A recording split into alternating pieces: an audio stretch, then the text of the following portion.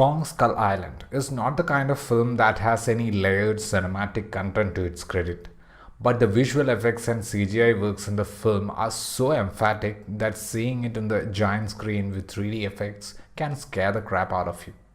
It is bloody brutal, and with those humongous fight sequences in the backdrop of the amazing sceneries, Kong Skull Island offers you guaranteed entertainment. Now, the plot this time has a company wanting to go to a newly discovered island called Skull Island. They have military aid for this mission. Their mission is to steady the island by disrupting its environment, and that leads to the man versus wild, human versus Kong scenario. The struggle of the entire team of soldiers and scientists to get out of this island of monsters and what all things they get to experience in this journey is what Kong Skull Island all about. Man vs. Wild theme has mostly been the base of King Kong films, and here also we don't get to see anything beyond that. Even though it has the Vietnam War and related stuff in the backdrop, there isn't a strong emphasis on that to give some sort of freshness to the plot. The film may have these weak points, but with visual grandeur, it scores hugely. You simply can't predict the ways in which the helicopters get distracted in the first set piece.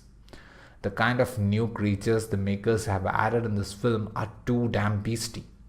And the way you get to see the various attacks of these creatures, the chances of you finding the dark cinema hall as Skull Island and just want to get the hell out of there is pretty high.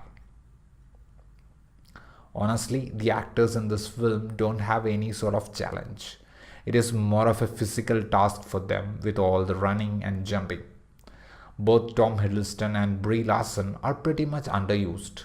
Looking at the kind of character Samuel L. Jackson has played, the arrogant army officer suits him the best.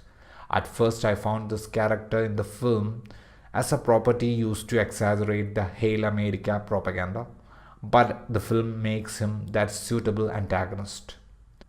A special mention to John C. Reilly, who played the role of Marlowe, a stranded soldier in the island whose story will remind you of Castaway with a positive ending.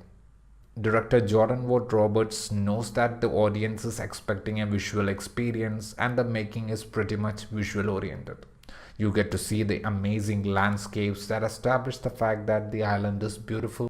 The good thing about the film is that it is never really trying to decelerate, and we are on the tip of our toe for almost the entire film. Like I already said, the visual effects and CGI works in the film has a great real feel to it. You won't really feel much of artificiality in the rendering, and that makes these beasts look unbelievably scary on screen. There is a scene where Kong eats an octopus in a way some of us eat noodles. The cinematography helps the movie enormously, and the cuts were pretty damn impressive. Watching Kong Skull Island in theaters with 3D effects is definitely going to offer you a good time inside the cinemas. Taking your kid for this film won't be a great idea, and don't forget to watch the post-credit scene.